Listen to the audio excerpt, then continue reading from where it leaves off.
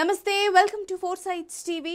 బానిస బతుకుకు చరమగీతం పాడి పోరాటం ద్వారా హక్కులన్నీ దక్కుతాయని చాటిన రోజే మేడే. శ్రమ దోపిడీకి వ్యతిరేకంగా కార్మిక లోకం కదం తొక్కిన రోజు. రక్తాన్ని చిందించి 8 గంటల పని హక్కును సాధించుకున్న రోజు. ప్రపంచ కార్మికోద్యమానికి ప్రతీకగా ప్రతి ఏడాది మే 1న కార్మిక దినోత్సవం నిర్వహిస్తారు.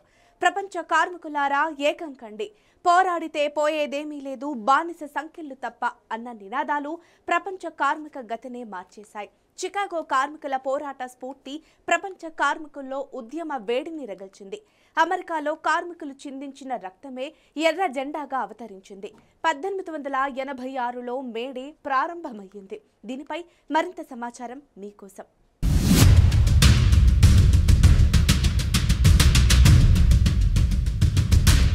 అప్పట్లో అమెరికాలోని పెట్టుబడిదారులు కార్మికులతో రోజుకు 15 నుంచి 20 గంటలు చాకిరీ చేయించుకుంటూ కార్మికులను బానిసల్లా చూసేవాళ్లు. పరిశ్రమల్లోనే కార్మికుల బ్రతుకులు తెల్లారిపోయేవి. ఈ నరకయాతన నుంచి విముక్తి కోసం చికాగో పట్టణంలో కార్మికులు పోరుబాట పట్టారు. 8 గంటల పనిదినం కోసం సమర శంఖం పూరించారు. డిమాండ్ల సాధనకు ఐక్యంగా సమ్మెకు దిగారు. కార్మిక సమ్మెను సహించలేని యజమానులు గూండాలను, పోలీసులను ప్రయోగించారు. ఖాకీల కాల్పుల్లో అనేక మంది కార్మికులు నేలకొరిగారు. రక్తం ఏరులై పారింది. ఆ అమరవీరుల రక్తంతో తడిసి నింగికి ఎగిసింది ఎర్రజెండా. అదే నేడు ప్రపంచంలోని కార్మికులందరికీ పోరాట పతాకమైంది. చరిత్రలో ఒక చైతన్య దినంగా నిలిచిపోయింది.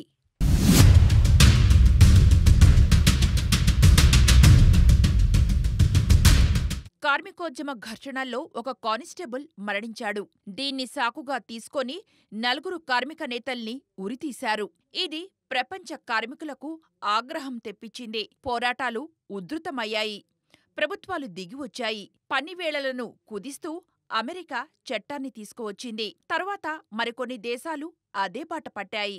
మేలో జరిగిన చికాగో దుర్ఘటన గొడ్డు చాకిరీ నుంచి విముక్తికి పునాది వేసింది కాబట్టి మే 1ని ప్రపంచ కార్మిక దినోత్సవంగా జరుపుకోవాలని, ఆ రోజు శ్రామికులంతా పనికి విరామమిచ్చి వీధుల్లోకి వచ్చి తమ గొంతు వినిపించాలని పారిస్లో జరిగిన సోషలిస్టు లేబర్ పార్టీల సెకండ్ ఇంటర్నేషనల్ సమావేశం నిర్ణయించింది. అదే భారత్ సహా అనేక దేశాల్లో మేడేగా మారింది. ఈ పోరాట స్ఫూర్తితో ప్రపంచవ్యాప్తంగా 8 గంటల పని, వేతనాల పెంపు, భద్రత కోసం ఉద్యమాలు ఉధృతమయ్యాయి. ఈ పరిణామాలు రష్యాలో 1917లో మొదటి సోషలిస్టు ప్రభుత్వం ఏర్పాటుకు దారితీశాయి.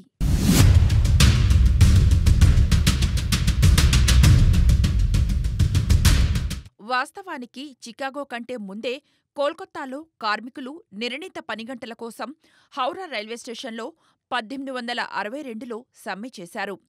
అయితే మద్రాసు నగరంలో 1923లో తొలి మేడే జరుపుకున్నారు. Labour Kisan party of Hindustan ఆధ్వర్యంలో 1923 మే 1న సింగరవేలు చెట్టియార్ నాయకత్వంలో దేశంలోనే తొలిసారి ఎర్రజెండా ఎగురవేశారు. ఐరోపా కంటే మన దేశంలో పరిశ్రమలు ఆలస్యంగా వచ్చాయి.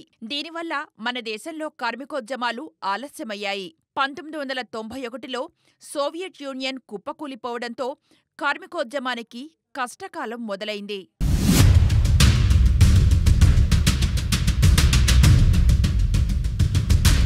సామ్రాజ్యవాదులకు ఎదురు లేకుండా పోయింది. సరళీకరణ పేరుతో కార్మికులపై దాడి జరిగింది. ప్రపంచ ఆర్థిక సంక్షోభంతో ఉద్యోగ భద్రత లేకుండా పోయింది. 44 కార్మిక చట్టాలను 4 చట్టాలుగా కుదిర్చిన భారత ప్రభుత్వం యాజమాన్యాల కొమ్ము కాస్తోంది. దీంతో హక్కుల పరిరక్షణతో పాటు ఉద్యోగ భద్రత కోసం కార్మికులు ఉద్యమించాల్సిన పరిస్థితి ఏర్పడింది. మేడే జిందాబాద్.